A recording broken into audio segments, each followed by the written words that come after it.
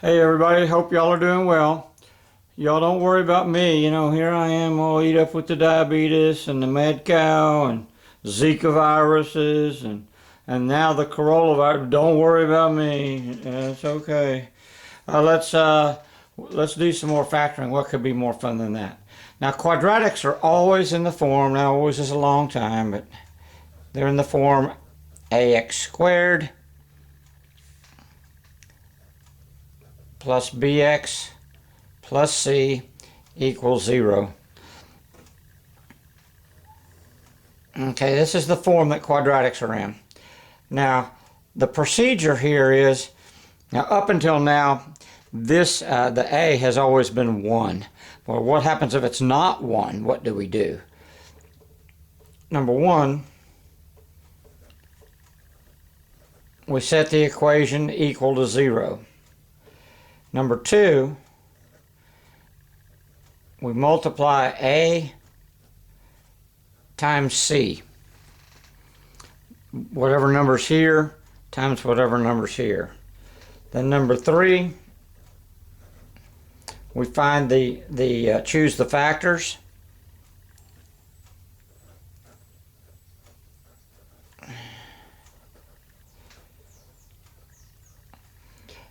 Choose the factors that combine to equal b, whatever this is. Number 4,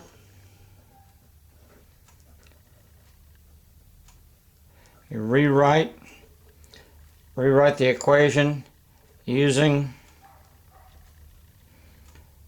the two separate two separate b terms. I know this sounds like a bunch of moronic stuff, but it'll make sense here in a minute. Number 5, factor by grouping, F-A-C-T-O-R, by grouping.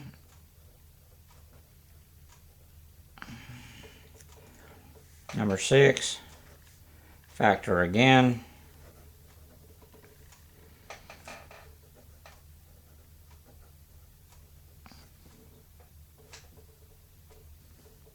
And number 7, factor out the binomial.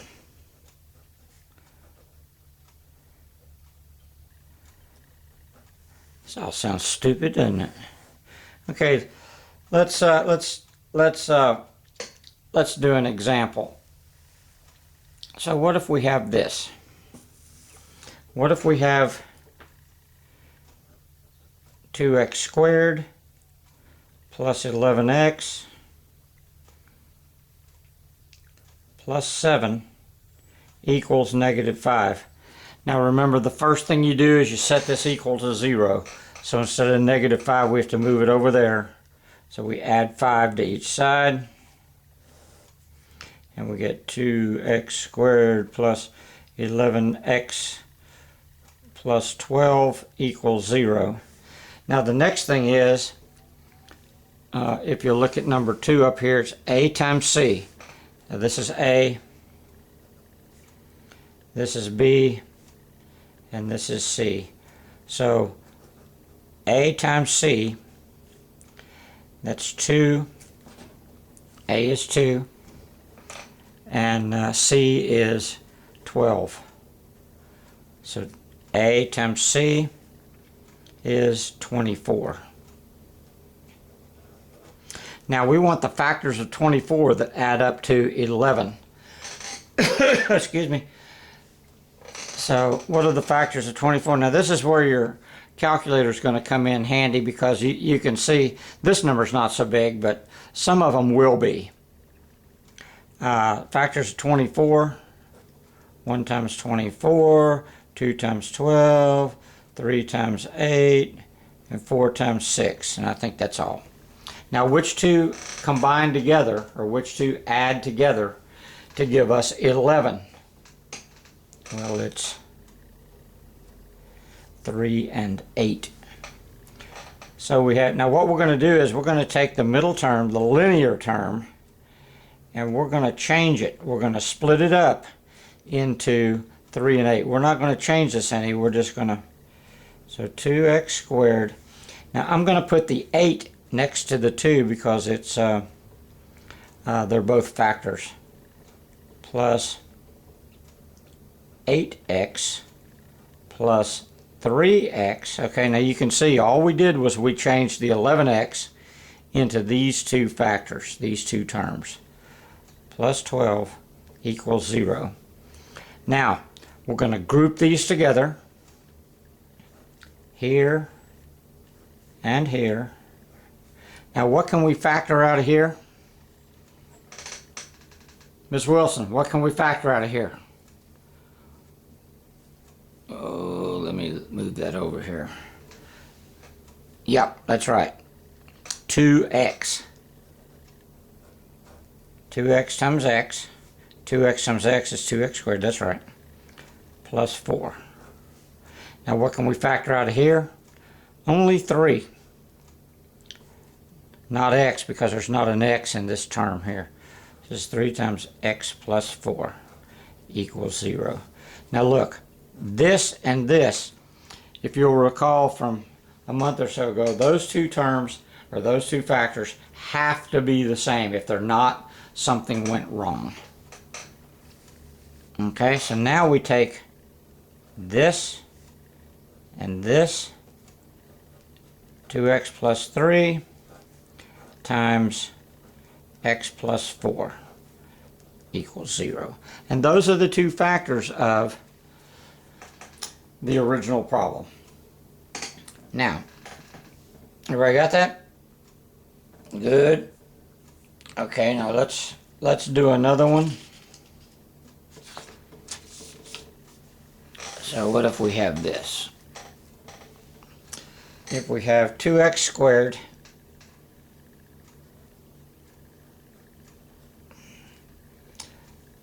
minus 7x minus 12 equals 3.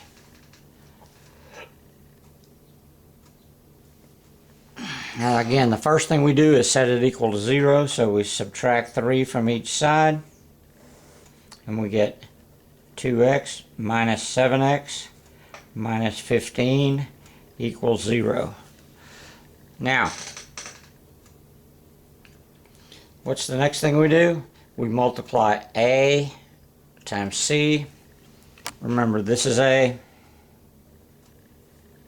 b, and c. 2 times negative 15 is negative 30. Now, what are the factors of negative 30? And again, if you want to use your handy-dandy graphing calculator, that would probably serve you pretty well here.